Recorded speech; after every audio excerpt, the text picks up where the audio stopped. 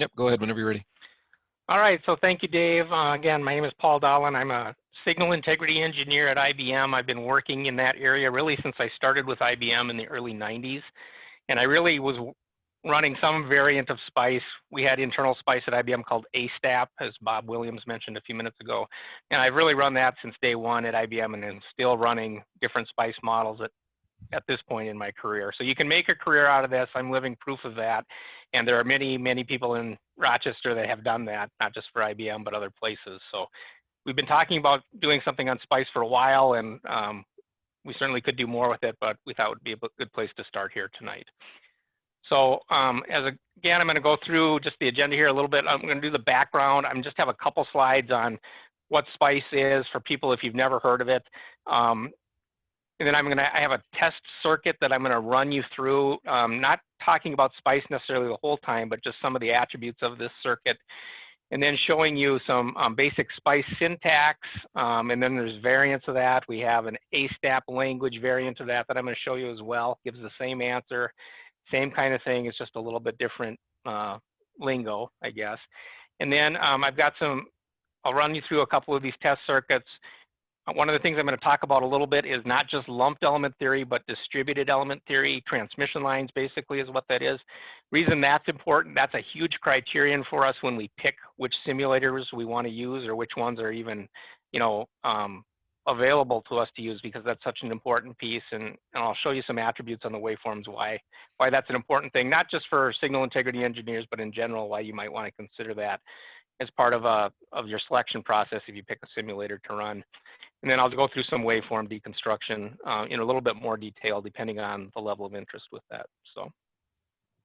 So what is SPICE? And SPICE originally was a particular program. It was developed in academia by Larry Nagel at UC Berkeley in the early 1970s.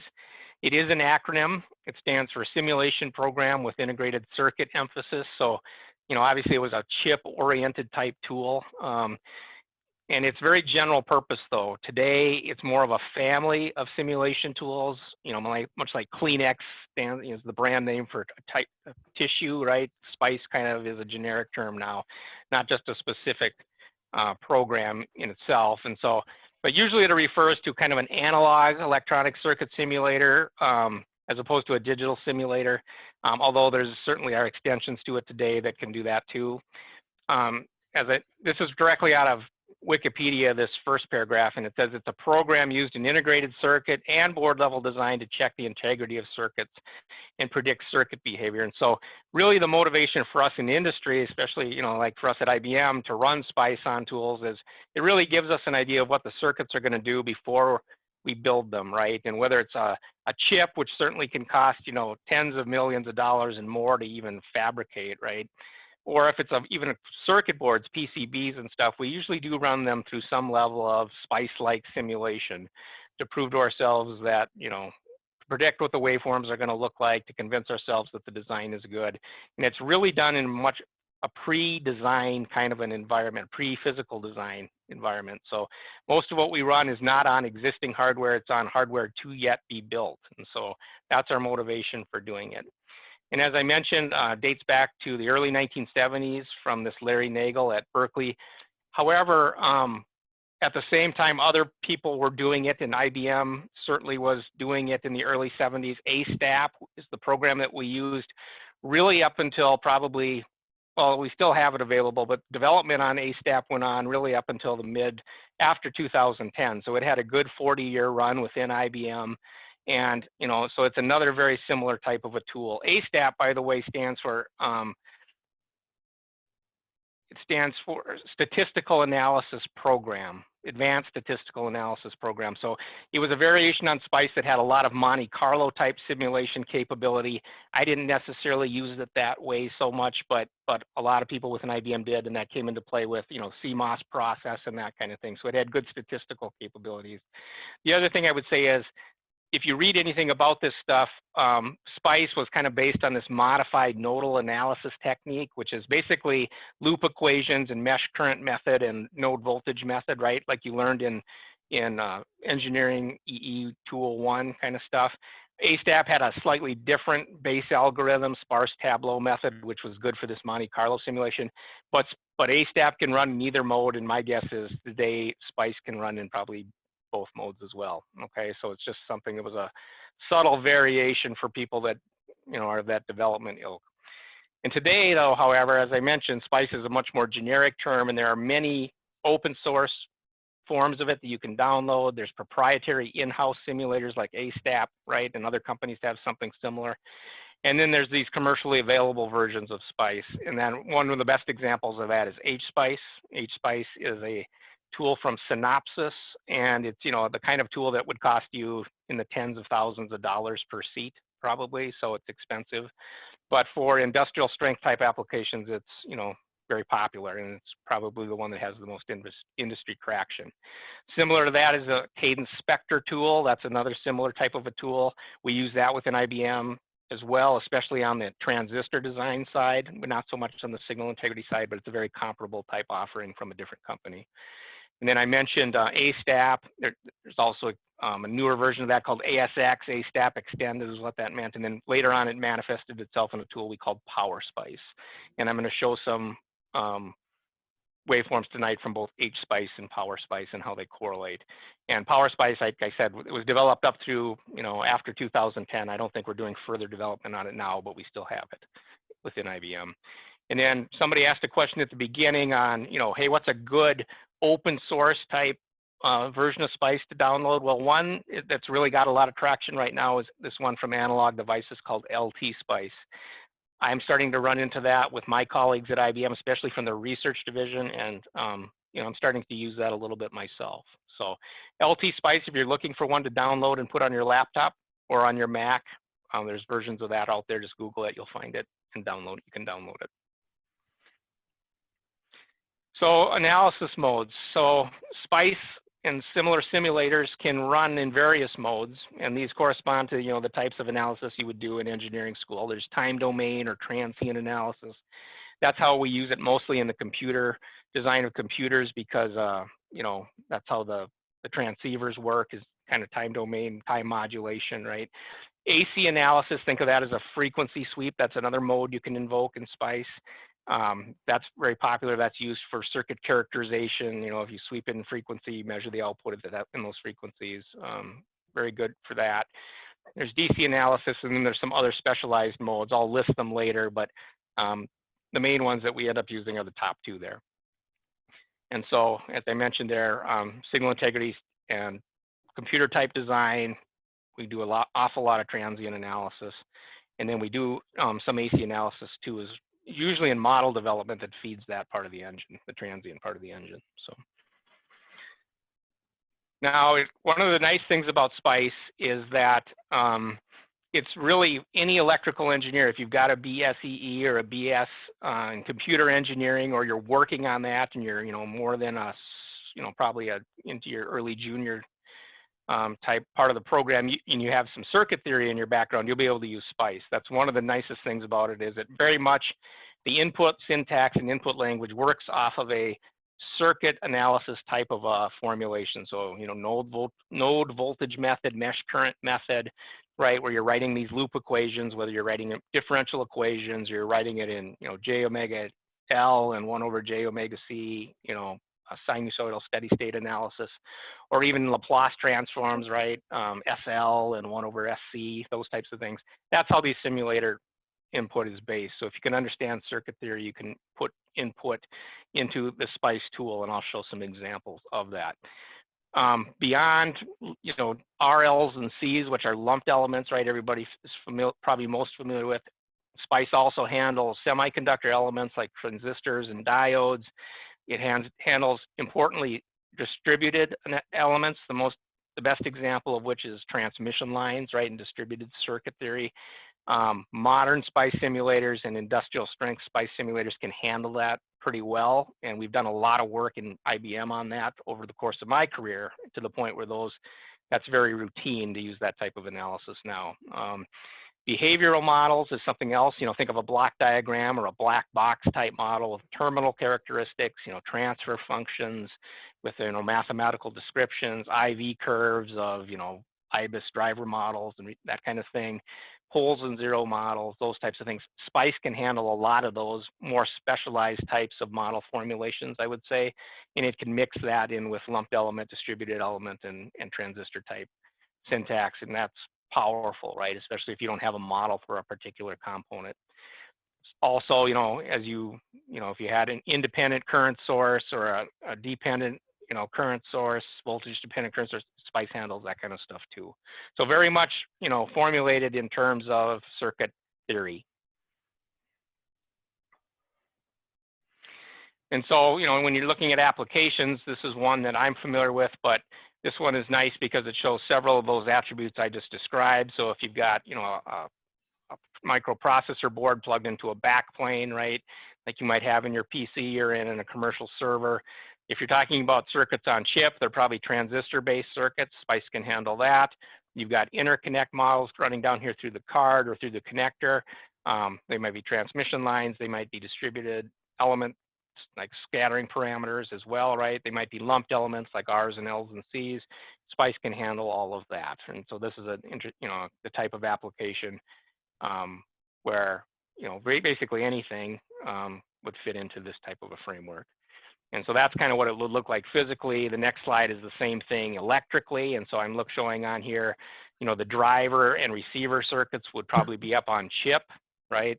Those would be transistor-based, or they could be behavioral-based models. Either way, SPICE can handle that. These cylindrical things, that's my symbol for a transmission line. Think of that as trace wiring or cable wiring, right, in the system. SPICE can handle that through its distributed element, R line, W element, transmission line type element models, and I'll talk more about those. And then you've also got your normal R's and L's and C's, inductors, capacitors, resistors, passive elements. And again, SPICE handles that natively, really. It's built right in. So one of the things I'm going to talk about just for some examples tonight is a test circuit. I call it the fourth order test circuit, and it's got some delay in it. And this is a test circuit that I've used over the course of my career to test simulators out, to test new models out, to evaluate tools, to see if, they're giving us the same answers I would expect. And I've got some baseline type configurations that I run. And this is a circuit that I've used over and over. So I'm going to talk about this circuit a little bit. First of all, the reason it's called the fourth order test circuit, right, is because it's got 4 reactive elements. It's got 2 inductors and 2 capacitors. And if you were to write the circuit equations for this, whether you did it in Laplace transforms, right, SL 1 over SC, or you did 1 over J omega L, 1 over, J omega L, 1 over J omega C, that type of thing, or you wrote just the differential time domain equations out, you'd come up with a fourth order polynomial that would describe that, or a fourth order differential equation that would describe that. And that's not considering the transmission line piece. That's, if it was just these R's and L's and C's, it'd be fourth order. The fact that you add this transmission line element in there changes that. It makes it a much higher order circuit, but I still call it that because, it gives you a good baseline. If you take that transmission line out, I know what the differential equations are. I've calculated them, right? This circuit isn't so complicated that you can't do it by hand, but I tell you to write those loop equations and solve that is kind of a mess, even just with fourth order, right? So this is a good test circuit for that reason. Just an comment on the values here. These are R's and L's and C's. You can see they're very small, right? Nanohenries of inductance, 100 milliohms of resistance, picofarads of capacitance. You say, well, why would you pick that, right? Those are really small numbers. These aren't meant to be resistors and inductors and capacitors per se. They're meant to be parasitics, right? So this would be a discontinuity, a via, a connector, some non-ideality of the circuit that I want to see, when we model and signal integrity types of things, we often would use this type of a formulation. And so I've picked numbers that are kind of on the right order of magnitude, but they don't necessarily represent any one particular circuit physically, okay? It's just on the right order of magnitude. You can see I've chose different values on the right here than I chose on the left. The reason I did that was so the circuit's not symmetric. So if I shoot signals in from one side, I get one thing. If I shoot them in from the other side, I get something else. If I do an S parameter characterization, which comes from both sides, it doesn't all just come out perfectly symmetric. It gives me a little bit more information that way. The other element here obviously is the transmission line element, which I'll talk about just a little bit more in a minute. But this is a lossy piece of circuit board trace, for example. It's 50 ohms characteristic impedance. It's got a delay of 172 picoseconds per inch, which is very close to what a circuit board, well, it is what a circuit board is. If you have a green circuit board type material, that's what they come out to be. That's how fast the signals propagate. That's the delay per inch. And it's 5 inches long, so it comes out to be about 860 picoseconds of delay. So when I run these simulations and I see the signals propagate through here, I should see that, okay? So that's the base circuit, and I'm going to show you two variants of that circuit as well tonight on the simulations that I show you. The first one is where I take the transmission line element out altogether, and I've just got the RLs and Ls and Cs. And again, this would be a very easy one to write the loop equations for. The fourth order, right, because there's these 4 reactive elements, so it'd be kind of a mess, but you can do it and you could solve it mathematically. Again, same thing, same element values as on the previous page. I just took the transmission line delay element out, and you'll see that in the simulations. And then one more variant, what I call the RLC backend case. Here I've taken this front end RLC circuit out, and it was over here on the left before, and I've stuffed it all at the back end of it, and I'll show you why I did that in a minute. Again, this just gives me some different variants when I'm playing with oftentimes transmission line models, right? I can kind of see the effects of what's going on, and this gives me a grounded test case that I can do direct comparisons on. All right, same amount of delay, same transmission line element, just move to a different spot. All right. So if we talk about SPICE, finally a little bit, and we were going to input these circuits into SPICE. Here's some just examples of SPICE syntax, and I'll show you some examples which will cement this better. This is right out of the HSPICE manual. But as I mentioned, you can formulate an independent voltage source, for example. The key here is it starts with a letter V, and then it's got something else behind it to make it unique, right? It's got the positive terminal at the top of the ideal voltage source, the negative terminal at the bottom, which is often ground, right? And then the value of the voltage across it. Same for a current source. You can also set up specialized sources like sinusoidal sources, right? Where it's a sinusoidal steady state type of analysis and you want to use a sinusoid. You can have square waves, which I actually use this one quite a bit because for signal integrity, we're sending random strings of 1s and 0s down the line. This allows you to do that, and I'll show you how that looks.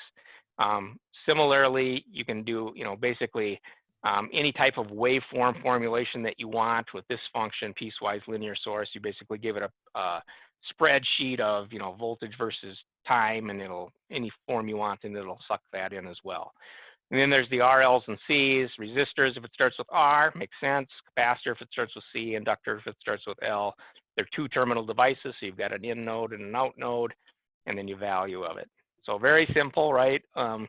If you can draw a circuit loop equation, if you can write a mesh current equation type of thing, you can express this input. And so very simple. Furthermore, I mentioned this thing called the W transmission line, right? W element is the name of HSPICE's transmission line element. I'll talk a little bit more about transmission lines a little bit later. I'm not going to spend a ton of time on it, but basically a transmission line is a length of circuit board trace or a coaxial cable, for example. And the way you would express that is an input node and an input ground node, because it's a 2-port, 4-terminal device, an input. And you'd have an output node and an output ground node. They could be the same, often they are. Input and output ground can be the same ground, but it doesn't have to be. And then you basically give it a table of RLGC parameters, which are resistor, inductor, conductance, and capacitance per unit length on a transmission line. And if you feed that in and you develop this model, then you can give it a length parameter, and you can basically come up with any circuit board length or cable length that you want with such a model, and you can run that in your simulator. And I'll show an example of that. Also, as I mentioned, it's got, the transistor type models kind of built in natively. This was a big deal within IBM when we had our own foundries, our own fabs, right? Our own CMOS, generations of CMOS technology. Every CMOS technology generation that would come out, we'd release libraries upon libraries of these FET models, MOSFET models, CMOS models, right? And those would be a company, when we designed our next generation processors, we pick up those model libraries and have transceiver and receiver models that were based on those. And they were very accurate and very, a lot of work to develop those. A lot of people worked on that. Finally, from a SPICE syntax, and this is all I'm going to really say before we go into our simple example, but I mentioned these various analysis modes, right? You've got AC analysis, you've got time domain analysis. These are just execution commands that would go in your SPICE deck, your SPICE simulation file, that would tell the simulator what to do, right? This one would say, for example, for transient analysis, it would say .tran. You tell it what the time step was, and it would basically simulate from there to you tell it to stop. So in the example I'm going to show, we're going to run the simulation for 10 nanoseconds of simulation time with a very small time step that gives us, several thousand points, basically. So a nanosecond length type of a simulation would be common for a computer type circuit. There's also some specialized modes. There's these nested DC analysis where you can do some sweeps. There's transfer function analysis where you can automatically calculate the transfer function. I don't use that very often. You can do the same thing with these basic, time domain and frequency domain type analyses, but they do have some of these specialized modes. It kind of varies by simulator a little bit, but it is common for them to have a transfer function or a poles and zeros type of analysis. If you're doing a lot of filter design and some other specialty types of analysis, sometimes people invoke those modes. I have used them before, but I don't use them commonly. 99.9% of the time I run in this transient mode. And I mentioned the transmission line element and how that's kind of a special one. Two things with transmission lines. I say two things, but there's really three things here. At the underlying theory standpoint, if you studied, transmission line theory in school, right, as a junior in your college program, one of the things you find out about transmission lines is they've got these distributed, it's a per unit length kind of a analysis, right? So this delta Z is a length of transmission line, and then you've got resistance per unit length, inductance per unit length, conductance per unit length, and capacitance per unit length that model the attributes of the transmission line. And if you know those four things about the transmission line, you know everything you need to know about the transmission line, and then all you got to do is feed it a length parameter or a delta Z. How long is the transmission line, right? Is it 5 inches long? And it can calculate that, and it's very useful from that perspective. What I wanted to say about it, though, was the underlying theory behind this representation of a transmission line is based on partial differential equations. So it's got a length component to it. It's also got a time component to it. And if you think about lumped element circuit theory, you don't have this delta Z parameter in there. You don't care where you are along the circuit, for example, physically. You only care what point in time you are, and everything, all the nodes get excited kind of simultaneously. I'll show that in the simulator. Transmission lines are very different. They actually exhibit the propagation delay. And if you don't have a transmission line engine in your SPICE simulator tool that's based on this partial differential equation aspect, you cannot model propagation delay because lumped element circuit theory does not account for it. And so you can do it all day long. 90% of the stuff we do in engineering school, right, is with lumped element circuit theory. You really can't include the propagation delay piece of it without this transmission line theory piece. The point is that sophisticated SPICE engines, advanced ones, can account for this, and very simplistic ones may not be able to. So it's an important thing to understand about the simulator. The other thing about T-lines is they exhibit propagation delay, which I just said, right? That's probably the #1 thing that they do. If you want to model delay in your system, you've got to have these transmission line type elements in there. And then these transmission lines also load the circuit in kind of peculiar ways. They've got a characteristic impedance. They've got attenuation per unit length. And the two things that they kind of do is they cause reflections and they cause losses in your circuit based on their undesirable attributes. The loss comes from this resistance per unit length of the conductors in the transmission lines and the shunt conductance of the dielectrics. And so you say, well, how much can that really be? The loss has to be pretty low, right? or the dielectric's got to be pretty good, right?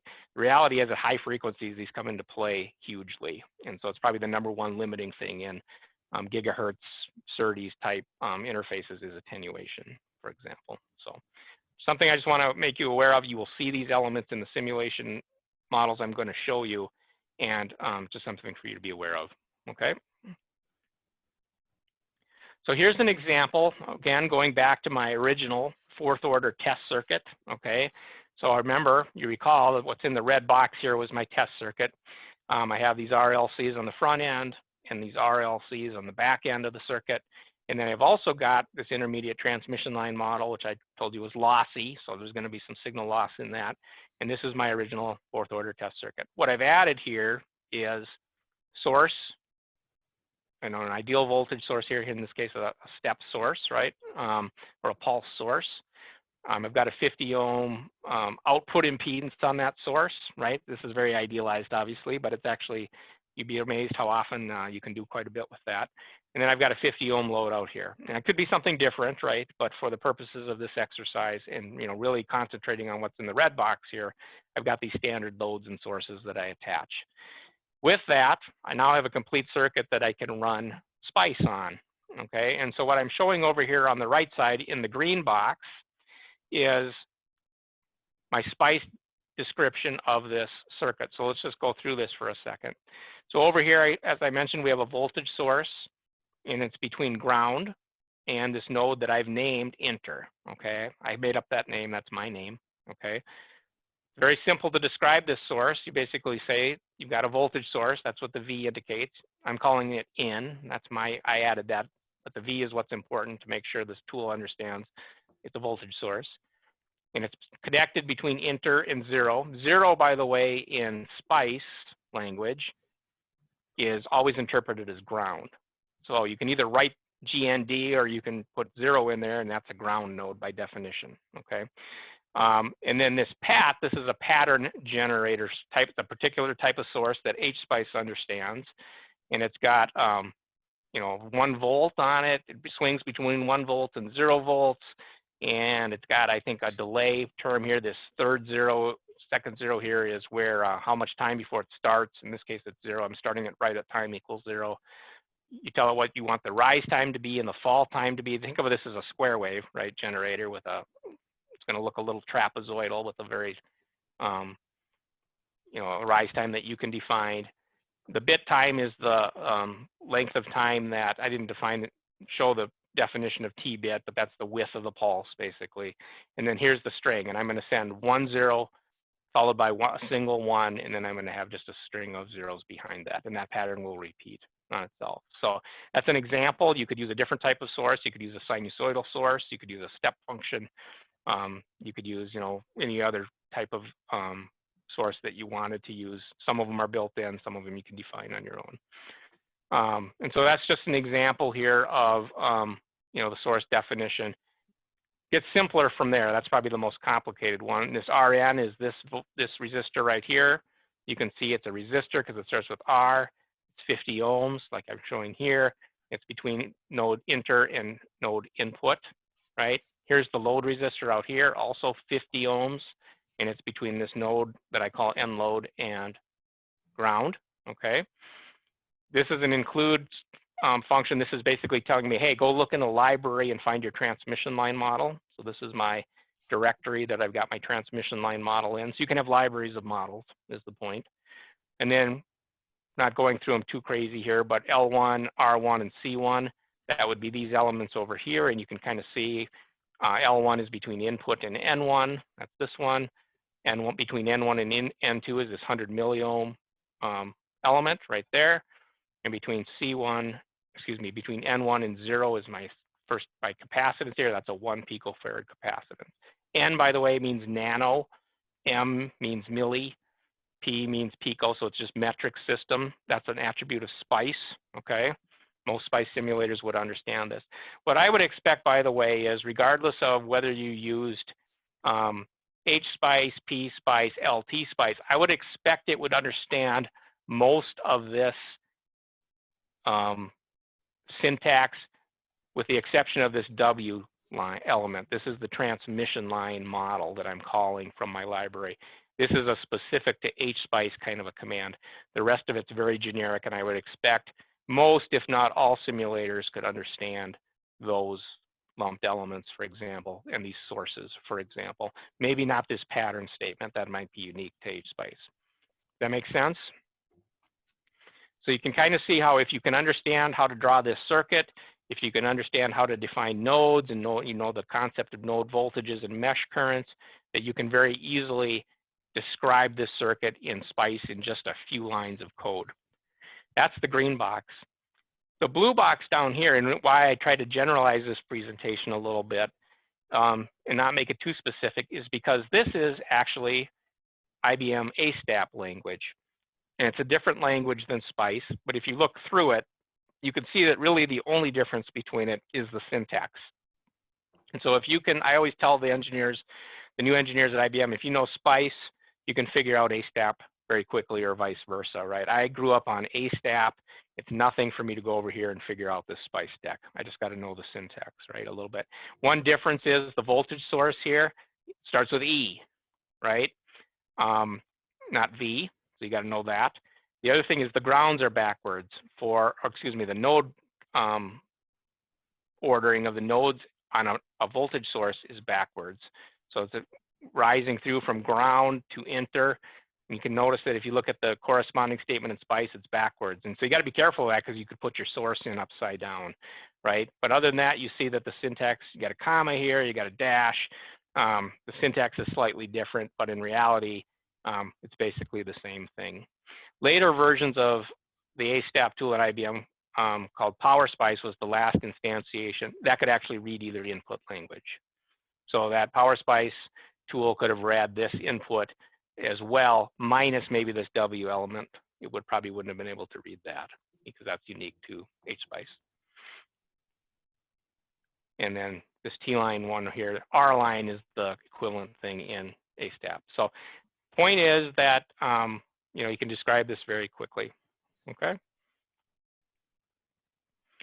So here's an example of, you say, well, okay, which simulator is better, right? This is, again, my original fourth order test circuit, right? Same circuit that I showed you in the previous page. This is one that I ran in HSpice, and I ran it in PowerSpice, and I actually plotted both waveforms in MATLAB. And you can see that they're right over the top of each other. This larger waveform here, taller, swinging to 1 volt, that's the voltage here. And there's actually 2 waveforms there right on top of each other. The blue waveform is HSpice, and this light blue waveform is PowerSpice, and they're right on top of each other. And then you can see that the response waveforms, this is the waveform right here at input. That is right on top of each other. There's 2 waveforms there, the PowerSpice waveform and the HSpice waveform. And finally, the far end waveform over here at the load, you have 2 waveforms on top of each other, the end load waveform from HSpice and the yellow end load waveform from PowerSpice. And what's impressive about this one, this makes us happy because what we're really testing in this case is how well does our transmission line model get represented in both simulators, and you can see that they're right on top of each other. Very, very good correlation between these 2 simulators, okay? So going through this just a little bit more, back on my first order, I'm going to show them here in the PowerPoints here, and then I'm going to see if I can get the waveform viewer up and show you a little bit more. But this is the same picture that I showed on the previous page, the same response, okay? But I've added the intermediate nodes as well. So as on the previous page, I had this input waveform called enter. I had the input wave node called input shown on that plot, and I had the load shown on that plot. But I didn't show these other nodes. This plot actually shows all of them, okay? It's also got the intermediate nodes N1, N2, N3, and N4 all shown on the same plot. And basically what I'm showing here is this excitation waveform here at the source is this purple waveform, okay? It's swinging between 0 and 1 volt. It's 1 nanosecond in length, starting at 1 nanosecond, going to 2 nanoseconds. So think of this over here, between 0 and a nanosecond. Think of that as a logic 0 that's being sent. Then at time 1 nanosecond, I send a logic 1. That would be in this region here, from 1 nanosecond to 2 nanoseconds. And then after 2 nanoseconds, I'm sending a string of several zeros, which is just basically driving the entire circuit to 0 for a significant length of time, okay? And you never see any transitions again after that. So that's that. And you see what happens immediately here when I have this excitation waveform at 1 nanosecond, this purple waveform, is immediately that what shows up here at this node and at this node, N1, and at this node, N2, there's several waveforms right here that start here right at 1 nanosecond coming up. Some of them come up faster than others. You can't probably see my yellow waveform here very well. That is actually this V3, N3 node that's way over here. Or excuse me, it's not that one. It is V2, N2, excuse me. So that's this node right here. That one's got a little bit of an edge on it that's rolling off. You can kind of see, follow my cursor, you can see that. The reason that's rolling off is because there's this capacitance here. There's some associated L and R there, right? And so you get a little bit more of an edge here, whereas you had a very steep edge here at the input source. Now, what you do see on this waveform, that was interesting here, when you get to N3, what you see here is there's a long period of time where nothing happens. And then over here at 1.86 nanoseconds, remember I told you the transmission line was 860 picoseconds worth of delay. Then finally over here at 1.86 nanoseconds, you start seeing the N3 node, which is this orangish looking one, start to come up. And immediately thereafter, right at that same period of time, you get N4 to come up with a slightly more roll off yet. And immediately after that, right underneath that N4 waveform is the N load waveform. And I'll show these in the viewer in a minute. You can see them a little better. But you can see that there's two events here. One right here, where this lumped element theory is kicking into play. That's on this side. And you got your transmission line delay element. And it's this propagation delay through this 1 nanosecond to 1.8 nanosecond region. That's the propagation delay. And then you have your down transition here, 1 nanosecond after that. Kind of makes sense so far. So what's nice about the simulator is it can capture all these. You can see that these waveforms are not very ideal. There's peaks, there's valleys, there's reflections, there's loading effects, and you can see all of that gets captured very nicely in the simulators. And the key point here that I was showing is this, what's happening right here from 1 nanosecond to 1.86 nanoseconds. Okay. Let's go to the next one. You do have a question in the chat window, Paul? Oh, go ahead. I gotta see if I can figure out how to use the chat window. So my question, so this is Nathan Moore from Winona State. Yep. So I noticed that you're using two different simulators in the previous trace. Yep. And I was just wondering how the difference between the two solvers compares to the typical thermal noise you see, like if you build this circuit on a breadboard.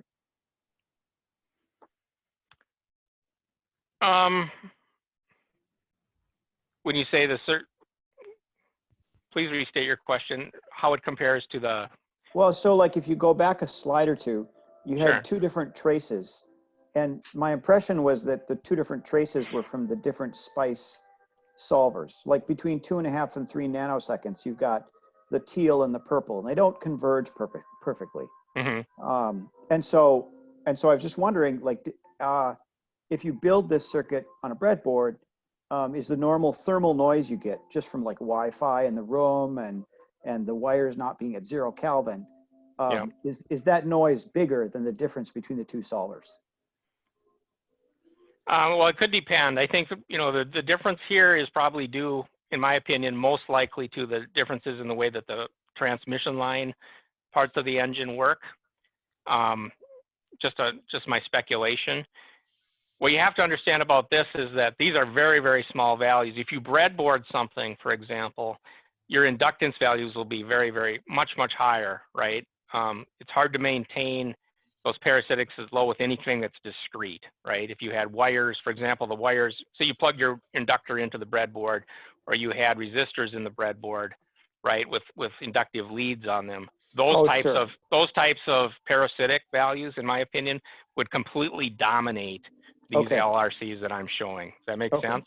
So I Yeah. don't know if it would be so much the thermal noise aspects of it as it would just be the base inductance and base capacitance parasitics of those devices. Okay. That would probably really mask it, right? Thanks a lot. Thanks a Yeah, lot. now one thing that would be different though in a lab type environment, you probably aren't signaling at, 1 nanosecond type, 1 gigabit per second type things. That'd be unusual to do that in the lab. The equipment probably just wouldn't be able to signal at those types of speeds. You'd probably be more likely to be in the megahertz or, range or something like that. But I think that those parasitics would get dominated by that. And again, this is just kind of a hypothetical thought experiment, right, with some of these values. But if you really wanted to model your breadboard experiment carefully, you'd have to account for those parasitics like that, in my opinion, in your model. Okay. Thank Does you that so make much. sense? Yeah. Yep. Yeah. Thank you. All right, so that was kind of that first circuit. Now I'm going to show you, what I'm going to show you next is, remember, my second variation of the test circuit is the one that did not have the transmission line in it, okay? And so that's going to do what? This propagation delay that's here on this model due to this transmission line element, you're not going to see that in the next case, and I'll show that, okay? So this is the RLC only version of the test circuit.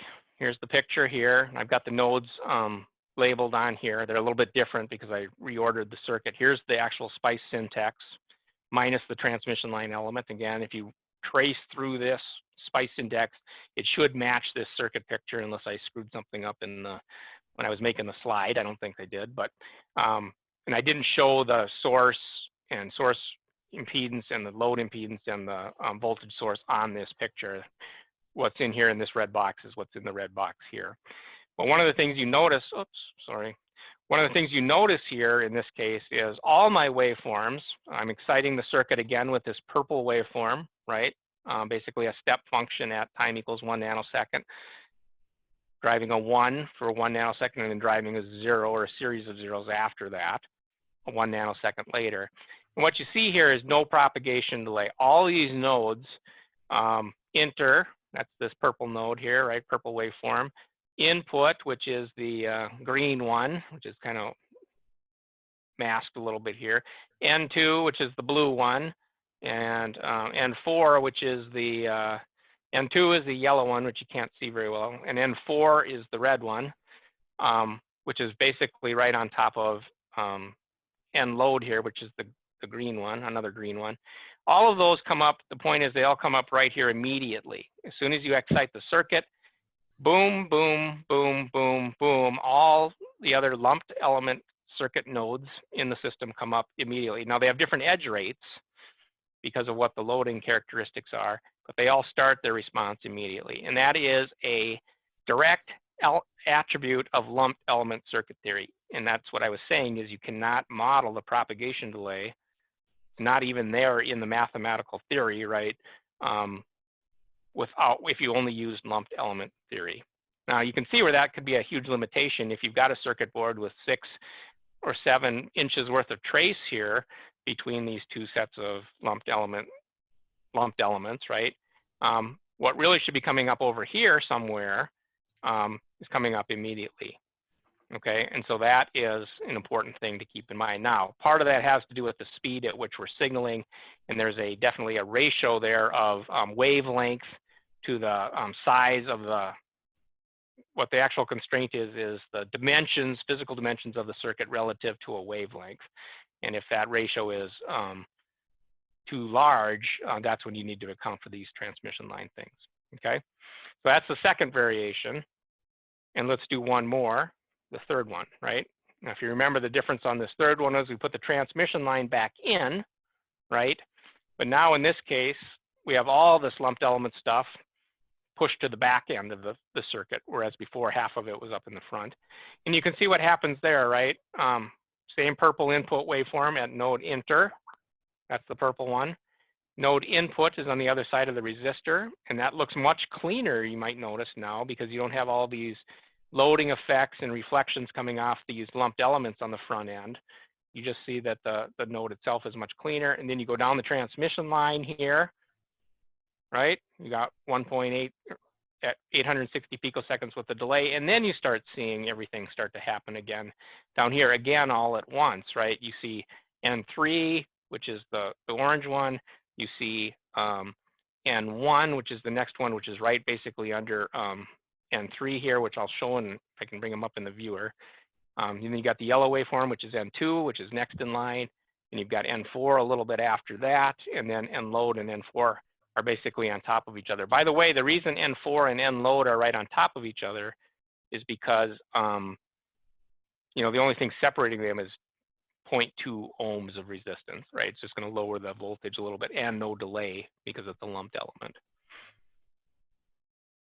So that's a third attribute. But again, you can see very easily, you can see why using circuits like this, I can test the transmission line models very easily, right? Because you can really see the effect of those in there.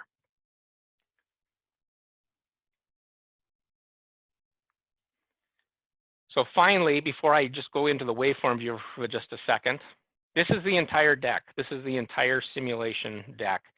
And so the description of the deck, the circuit itself, I showed you before, was here's the ideal voltage source, Vn, the source resistance, Rn, the load resistance, R load. And then anything that's got a asterisk in front of it is a comment. So I've commented various other things out, maybe things I didn't need or things that I didn't care about anymore. I was testing, I have them in there and then I comment them out and then they're out, okay? Here's the description of the circuit elements like I discussed before. This is actually the back end, the deck for the back end, RLC back end test circuit, the third variant. And then you get into these analysis parameters. Again, I have a lot of this commented out, right? But here's where the transient analysis gets invoked. This dot tran, that was one of the this is what says, do a transient analysis, SPICE. This is the time step. You can see very, very, very small time step in this case. 1 picosecond time steps, which is crazy, right? But that's, you know, a simulation artifact here. A 10 nanosecond runtime, so I'm only running the simulation for 10 nanoseconds. You might ask, how long does this simulation take to run? With these idealistic type of circuit elements, no transistors in the design, just ideal voltage sources and lumped elements and passive transmission lines, it probably runs in less than 45 seconds is what we can run this simulation in. If you were to add in, you know, sophisticated CMOS transistor models with lots of transistors, it could take several minutes to several hours depending on how long you ran the simulation. But again, they come back fairly quickly. It's not like they run for days or overnight. All right, so I'm going to switch over real quickly to the waveform viewer and see if we can get that to work. And then I can show you a little bit more detail. If I can get this out of there. So this is the same thing that I showed you on the slide. I want to show you in the waveform viewer in a little more detail. This is the original, this is a tool called Cosmoscope. This is also a commercially licensed tool, pretty expensive. This is just our waveform processing program. It's a separate program. However, you also can pull these waveforms into like MATLAB. You can read them out and you can plot them in MATLAB or Python. You could do that as well. So for the purposes of this, the attribute I'm going to use on this waveform, or excuse me, on this window is I'm going to just, if I hover over these windows over here on the right, it'll light up the corresponding waveform in red, okay? So this will help you see these waveforms a little bit more clearly. So I'm going to work from left to right, and I'll highlight the waveform, and you can look and see where that waveform is. So what you'll see here is a square waveform here, this purple waveform. You can see that light up red. That's the input waveform. Tell me, Dave, if you guys can see that. But the input waveform, it's the next node over on the other side of the 50 ohm resistor. You can see that's the input waveform to the network itself. And you can see that's a kind of an ugly looking waveform. There's a huge spike there. That's a reflection coming off that inductor. A positive reflection off of an inductor is a series inductor is common, okay, is a signature of what you would expect. N1 is the next waveform on the other side of the inductor. And you can see that between the input and the output of the inductor are very different waveforms, right? Now going to N2, what you will see is not much change, because the only thing that's happening between N1 and N2, right now I'm highlighting N1, is 100 milliohms worth of resistance. And so it's going to drop coming across there by 1 over 0.1 ohms, and it's going to change the voltage just a little bit, and it's not going to delay the time at all, right? And so you can see between N1 and N2, they're basically right on top of each other. You can maybe see just a hair less voltage magnitude on N2.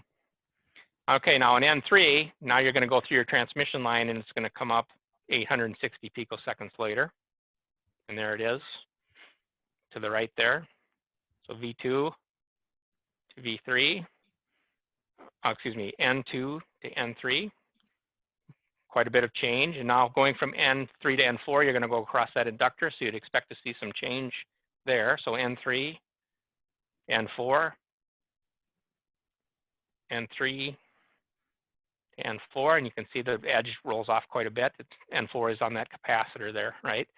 And now going from N4 to N load, you should see very little difference because you're only going through 0.2 ohms of resistance, very low voltage change there. And you can see it there. From N4 to an N load, very little change. All right. Let's go to the next one. We're almost done here. This is the lumped element version, right? This one's kind of interesting. So inter is the input waveform swinging between 0 and 1 volt at 1 nanosecond, and then down at 2 nanoseconds. You can see the input waveform here on the other side of the resistor, quite a bit different, right? There's quite a bit of ringing on that from reflections off that lumped network off to the right. N1, the input, quite a bit of change actually. Different voltage peaks and valleys, right? And then you're going to go to from N1 to N2. You wouldn't expect to see much change here because you're just going across that resistor again, that very small resistor. So N1, N2, N1, N2. And then going to N4 here, now this is where you'd had the transmission line stuck in there before, but now you do not. And so again, quite a bit of change across that inductor. And then finally going from N4 to N load, not much change because you're going across 0.2. And we'll do the last one as well. Again, this is only different because you got the transmission line on the front part. There's the input waveform, very square, very ideal looking, right? Because it's on that ideal voltage source. There's the input waveform, which also looks very clean, but only half the amplitude. And the reason it's half the amplitude is when that edge hits that front end of that transmission line, that looks like 50 ohms to ground. So it's basically a voltage divider, at least to a first order effect, okay? N3 is the other side of the transmission line. So there's a huge difference, right? You can see the 860 picoseconds worth of propagation delay down here before another waveform happens over here, right? And that's your delay element. That's why that's so important. N1 is on the other side of the inductor. N2, you wouldn't expect much change because it's on the other side of that very small resistor. And you see those are basically on top of each other. And then from N2 to N4, you would expect some difference across that inductor and with that capacitor, and you see that, right? Now notice though that they're coming up virtually in the same place here, but the edge range changes a lot, but there's no propagation delay between N2 and N4. An immediate response, just a different edge rate, right? And then finally at N load, very similar to N4 because it's across that 200 milliohm resistor.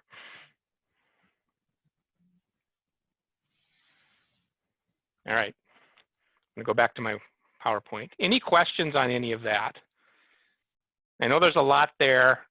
Maybe people aren't as excited about that as I am, but I think that it's extremely useful when we're designing some of these types of circuits. In fact, I would say that in order to design a lot of these computer type interconnects, we can't do it without SPICE.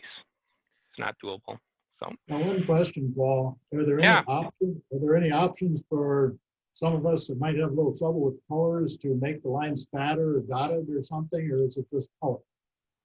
in terms of trying to compensate for those lossy lines, Bob, or what do you mean? No, just on the display of these signal traces that you're building.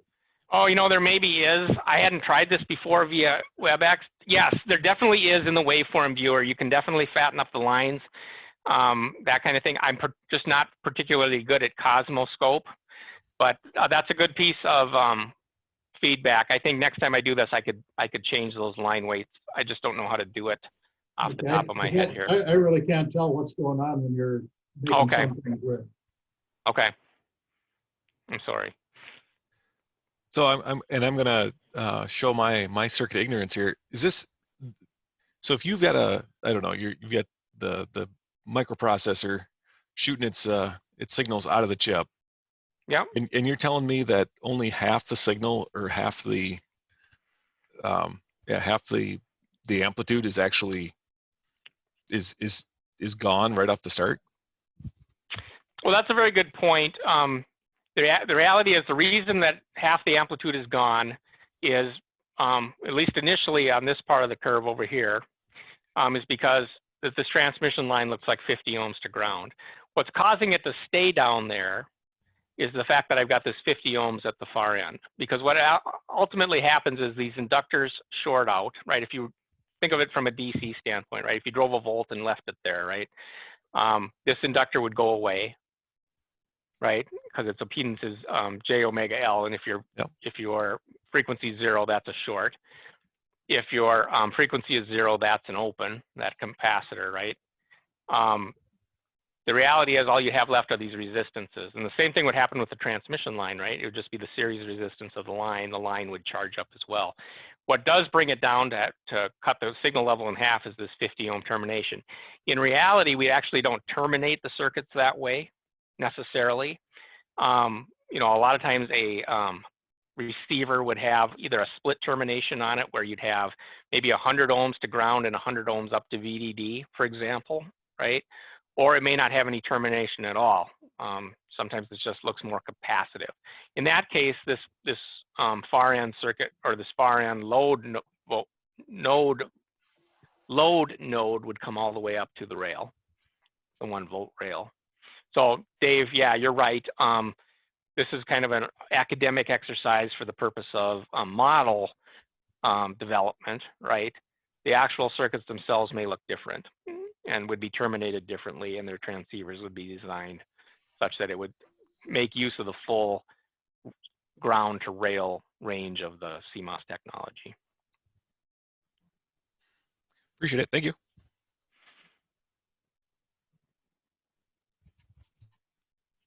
Any other questions on that? I'm sorry that you couldn't see the waveforms better. I think you should talk about some of the pitfalls to avoid, or the most common mistakes when doing this kind of thing with SPICE. What kind of pitfalls and common mistakes? Yes. Yeah, yes, I definitely can do that. One of the real common pitfalls is, one of the reasons I took you through this so slowly was to, to understand any kind of simulation. These tools are powerful, right? But they're only as good as the input that you put into them. So for example, right,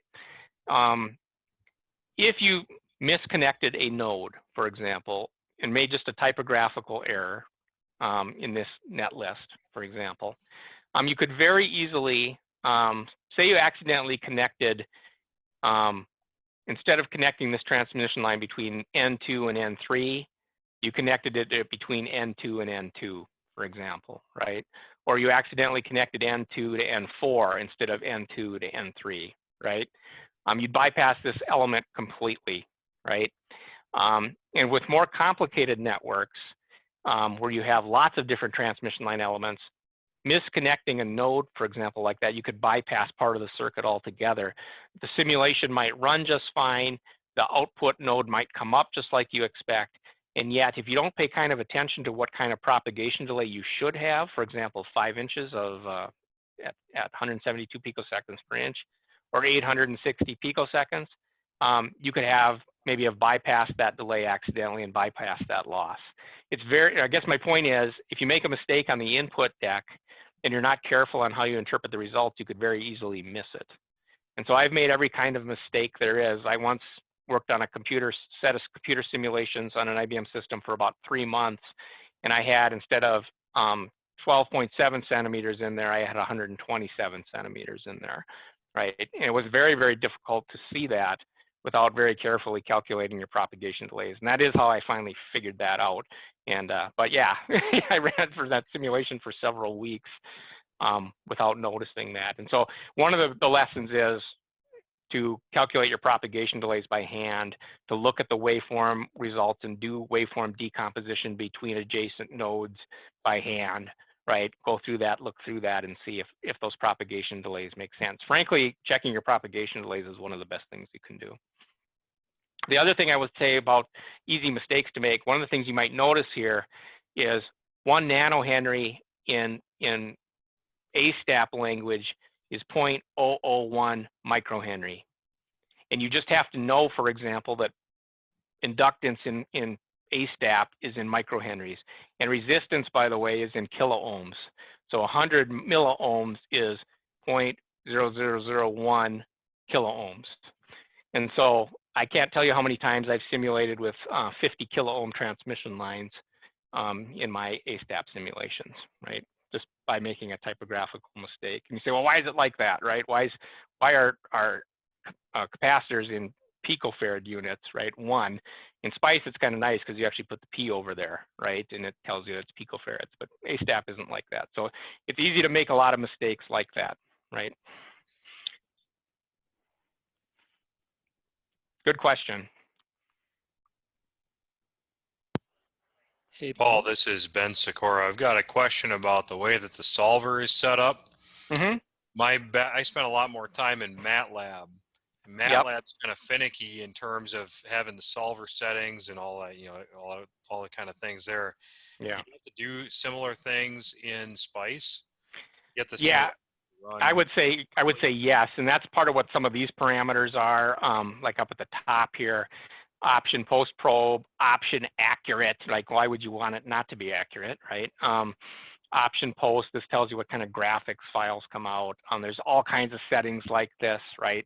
It's easy to mess them up, and I don't have any transistors in this particular simulation. Once you bring the transistors in, and Bob Williams could speak to this, right, then you can really start getting touchy on some of your you know, your input parameter type settings. And I'm with you, I do a lot of MATLAB as well. That's easy to do the same thing with that, right? So yeah, you do have to be kind of careful with that as well. Do you find yourself tweaking those solver settings on a case-by-case basis, or is it once you find your recipe, you just keep using that? Well, I think there's a lot of reuse, right? Very rarely do we create the next deck from scratch, right? Very rarely do we build it up from ground zero. And so you're often taking something that you did before and just changing it a little bit, right? Maybe you're changing the transceiver circuits. Maybe you're changing the transmission line lengths, right, a little bit. Maybe it's the net topology is different. But there is an awful lot of reuse. So yeah, I think we do dial in on a recipe, and then we probably kind of leave it there. I do think, though, you know, what can happen there is you can propagate your mistakes too forward, right? But that's where it comes into play. Whereas, you know, with any type of simulation, I would say it's very important that you don't just blindly trust the simulator output, right? You need to use your engineering training and and interpret those waveforms, right? And see, does that really make sense or not, right? Given what I know. So, and then there is, I didn't mention it, but there is kind of an assumed hardware correlation step here too, right?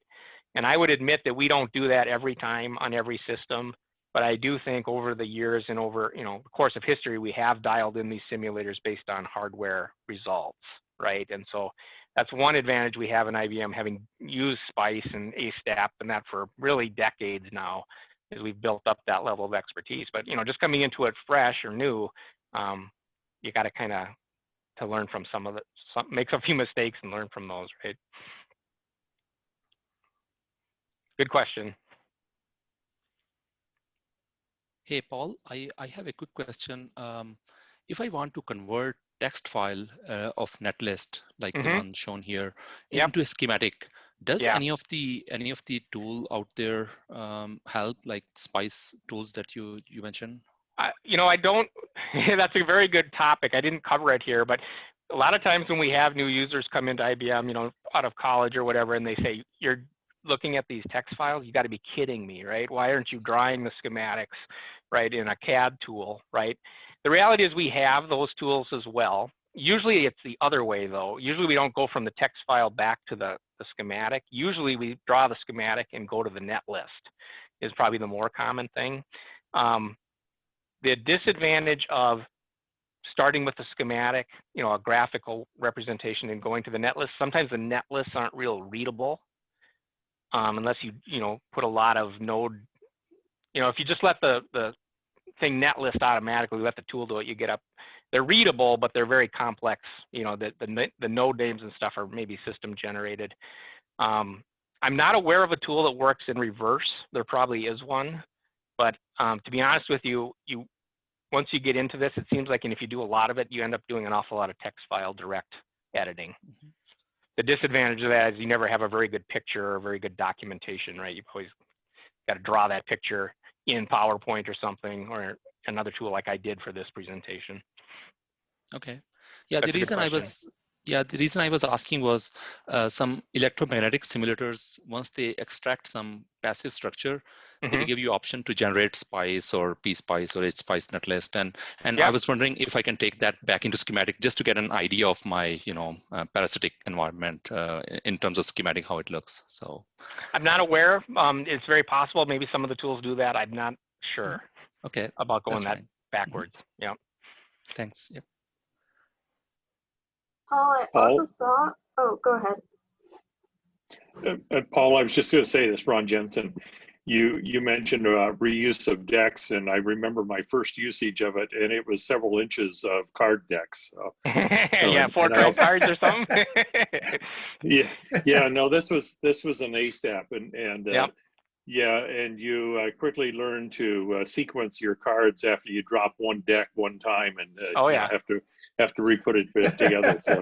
So you brought back some good memories that Bob Williams and Bill Gorder may remember. So I have to admit, I never saw that, but when we first started, we were running it still on the MVS mainframes and stuff, and that was, you know, kind of a green screen for those that don't know what that was, right? Basically monochrome type monitors, right? I did see the tail end of that, right? But we're beyond that now, fortunately. But yeah, submitting jobs to the mainframes and waiting, you know, for them to get submitted, and yeah.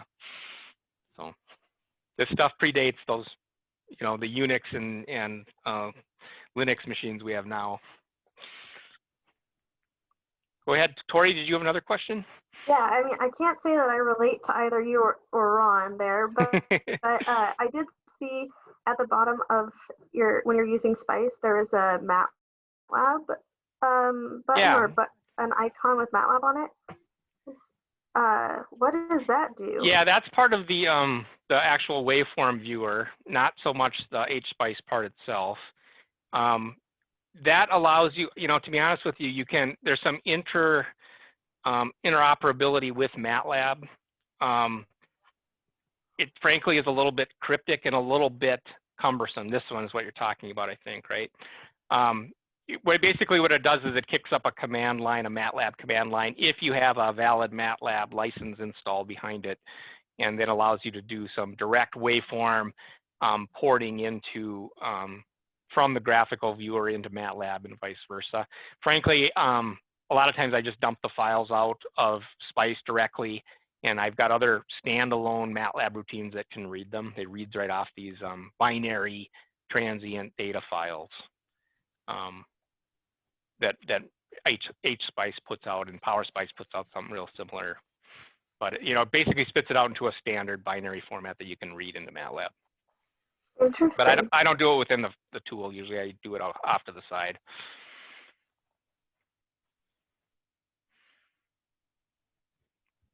Is there another question?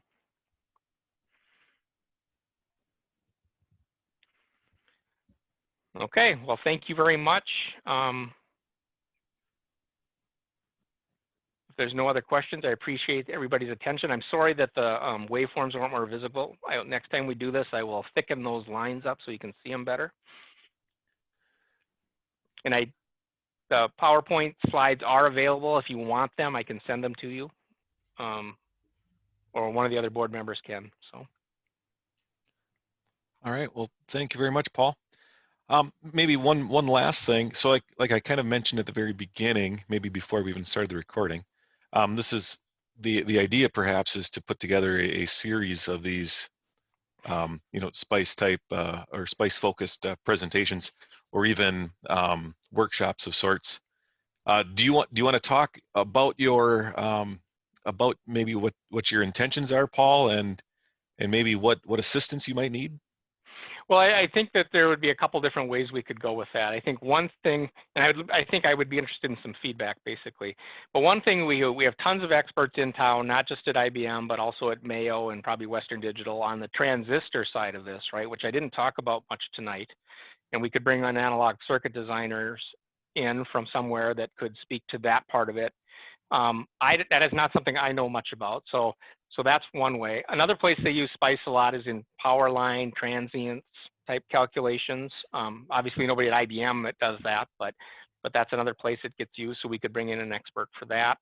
Another thing that we could do, and it's hard with COVID right now, but one of the ideas we had kicked around was, you know, actually doing a workshop like we've done with the, you know, some of the other presentations, not the artificial intelligence, the machine learning, right? Where we could actually bring in and have people install LT SPICE and play with it, right? It's hard to do in this COVID environment, but maybe once we get back into Man Hall, we could do that if there would be interest in that. I think that LT SPICE tool, which I didn't talk about much, is, you know, is comparable enough and good enough in capability that it could do some of these types of things, even though it's freeware. So that would be another option too. So I'd be interested in feedback from the group at large on, you know, what they would like to see, and I can certainly go off and find the right people to maybe do that at a future time if there's interest. Thank you. Yeah, so if anyone has any interest in that, or any suggestions as to how you'd like to see us proceed, feel free to contact myself. That's dpaulson@ieee.org. You should all have my email address in your inbox by now, I would think. You can also send your feedback to Tori. She's the one who sent out the meeting notice for tonight's event as well. One other thing that's kind of consistent with that is we have certainly experts within IBM that just work on SerDes interfaces, for example, right? High-speed serial interfaces. We have other experts that basically just run SPICE all day long, every day, 365 days a year on memory interfaces, DRAM interfaces, for example, right? So there's all kinds of levels of specialization on this, right? So, you know, if you have a specific area of interest, please let us know, and we can find out if we can find somebody local. Probably can, right? That could address it. Sorry, Dave, I interrupted you. Oh, that's all right. That's all right. So with that, thank you for your attendance this evening. Again, any feedback you have, feel free to pass it on to us. And I'll push one more time for our presentation next week on the kind of some MRI type of imaging type of presentation, and the work that Nolan Meyer's doing there. So with that, again, thank you very much. Have a good evening. Thank you. Bye-bye.